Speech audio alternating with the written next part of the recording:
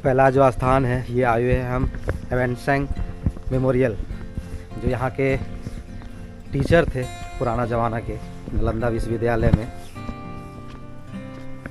और उसी का ये मूर्ति है। खूबसूरत सा महल।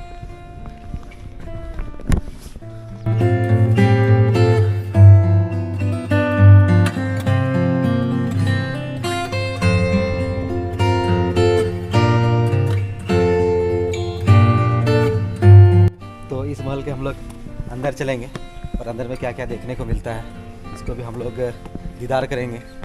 तो बने रहिए आगे फिर वीडियो में।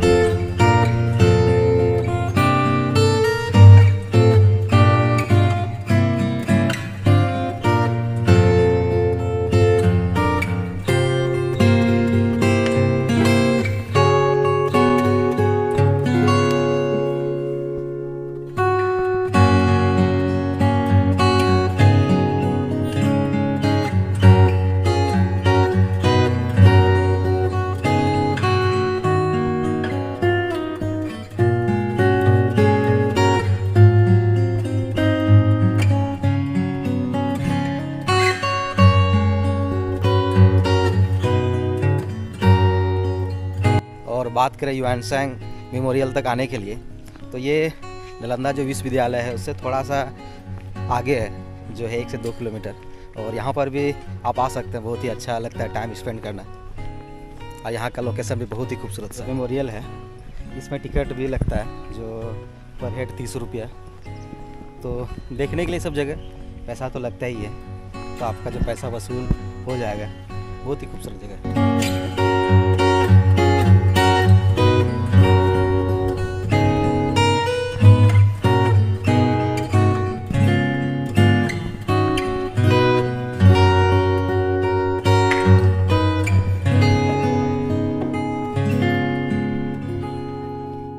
युआनसेंग मेमोरियल के पास ही है, ये है शिल्पग्राम, जो हाथ से बना हुआ है। यहाँ सामान मिलता है, अब बहुत ही खूबसूरत सामान मिलता है। आप यहाँ पे आके ले सकते हैं।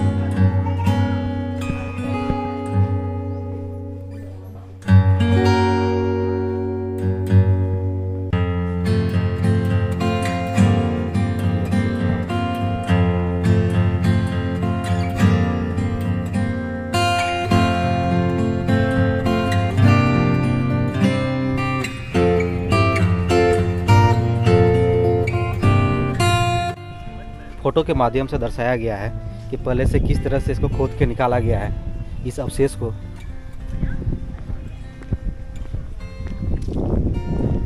जब आप घुसते हैं तभी ये सब चीज़ देखने को मिलता है। आप देखते हुए जा सकते हैं खंडर तक।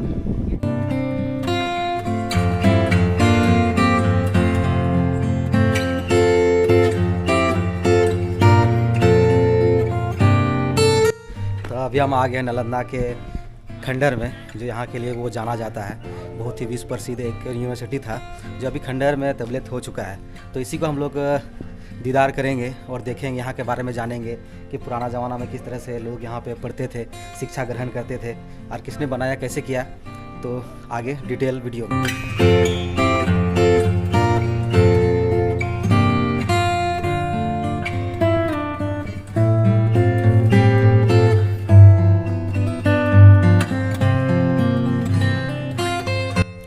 जब आप राजगीर आ रहे हैं तो ये जगह को ज़रूर एक्सप्लोर करें। ये जो पुराना ज़माना का विश्वविद्यालय था, नालंदा यूनिवर्सिटी जिसको नाम से जानते हैं।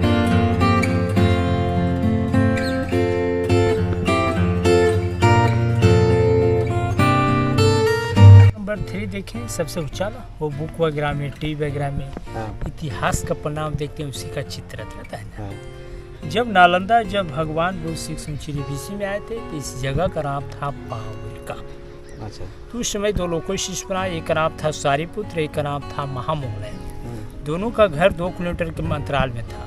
तो महामोगलायन जो बौद्ध धर्म प्रचार करने के लिए गया था, तो वहीं उनका मृत्यु हो गया। सांची, अभी 200 रुपये वाला नोट निकाला है भारत सरकार ने, उस नोट पर देखिएगा सांची का स्तूप। सांची पड़ता है मध्य प्रदेश भोपाल में। और सबसे ऊंचा वाला देखें, सारिपुत्रा का समाधि। समाधि वाले इसमें रहना जो स्क्वायर कर जाते हैं, उसको जला के घड़ा में रखकर कुछ समाधि, सारिपुत्रा का समाधि है।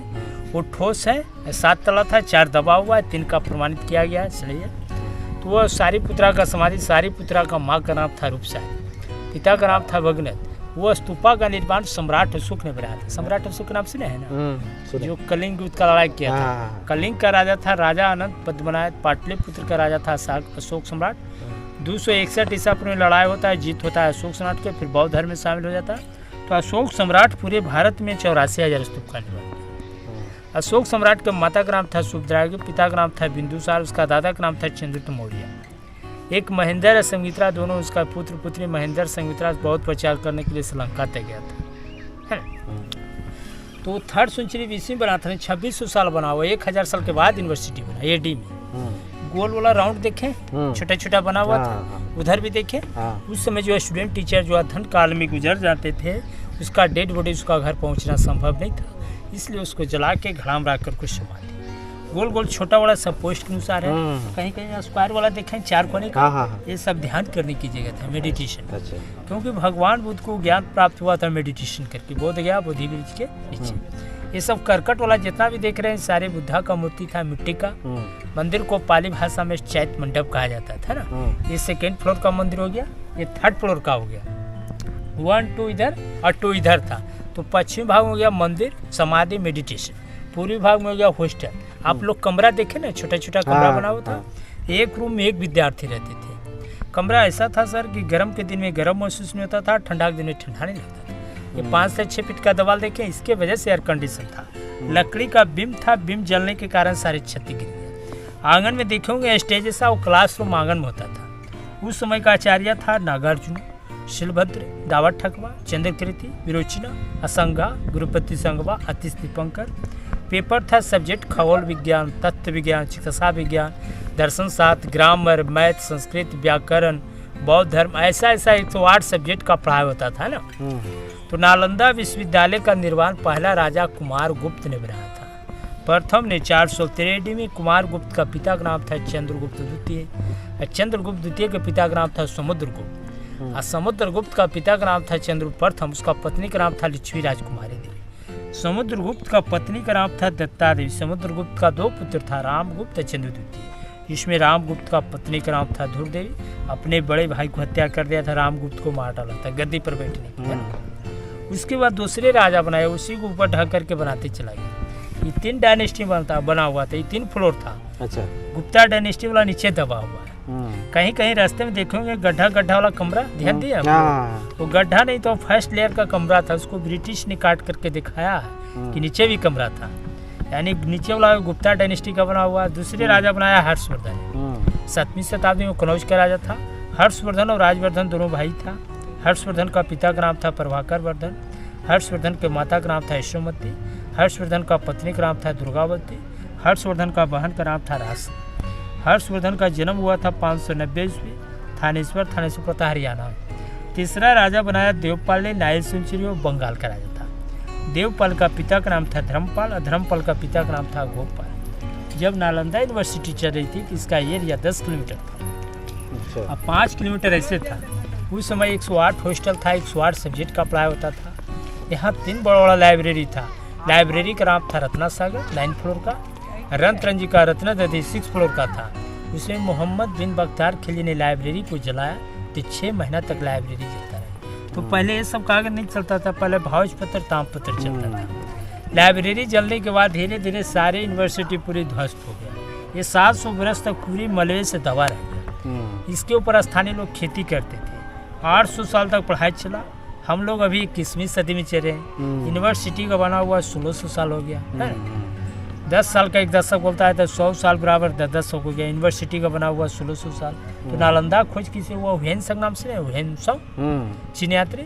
जब नालंदा था तो उसमें यहाँ का राजा था हर्षवर्धन, यहाँ का आचार्य था शिलभद्र। तो हुएनसंग नालंदा में पढ़ा भी और पढ़ाने के कार्य किया। यहाँ के बारे में पूरा वर्णन किया, लिखा, बहुत ग्रंथ को ले गया। उस डायरी का नाम था सियूकी। डायरी मिला 1861 में, वो चाइनीज में लिखा हुआ था। उसको ट्रांसलेशन किया गया, अध्ययन किया गया।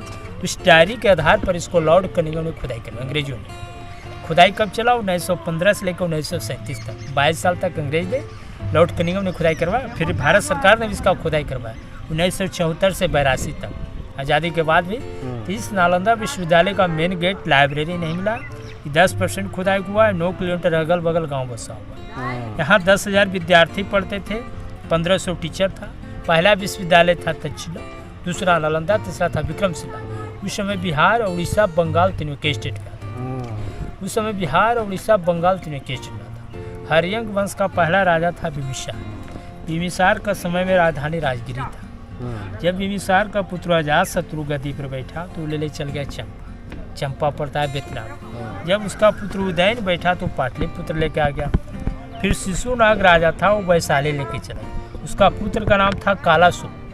उसका उत्तराधिकारी तो पुनः वापस पाटलिपुत्र लेके आया। जैसे जैसे राजा आया उसे उसे चेंजिंग करते चला गया।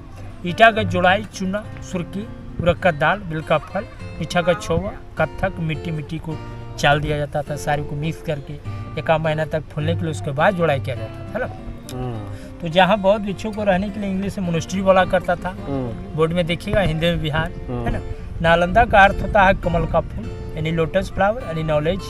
नालंदा 2 शब्दों का मेल से बना है, नालम जोड़ दा। नालम में होता है कमल का फूल, जो ज्ञान का प्रतीक माना जाता है। अदा मतलब देने वाला। पहले जो विद्यार्थी पढ़ने के लिए आता था, पहले गेट टीपर एग्जाम देता था। चारों में जरूरी था, अगर 3 में पास करे, कोई फेल करा तो विद्यार्थी लौट के चले जाते थे। जो विद्यार्थी जो पास करता था, 200 गांव के दान आता था। यहाँ फ्री में शिक्षा दिया जाता था, कोई खर्च नहीं, निःशुल्क, है ना। तो ए लाइन में सारे पढ़ने के स्थान, ए लाइन में सारे टेम्पल। हम लोग सब जगह 2nd फ्लोर पे चले। ये 2nd फ्लोर का मंदिर हो गया, ये 3rd फ्लोर का हो गया। अच्छा, सारे मंदिर सेम है, सब बुद्धा का स्टाइल। नालंदा विश्वविद्यालय घूमने के लिए टिकट चार्ज है 40 रुपया और विदेशियों के लिए 600 रुपया। तो इस 40 रुपया में आपको बहुत ही ज़्यादा शिक्षाजनक चीज़ें देखने को या फिर सुनने को, जानने को मिलता है इस जगह पे। और राजगीर से नालंदा तक आने में बहुत ही आसान है, आप आसानी से पहुंच सकते हैं इस जगह पे। हर एक जगह ऑटो आपको मिल जाएगी या फिर पर्सनल गाड़ी से आ सकते हैं।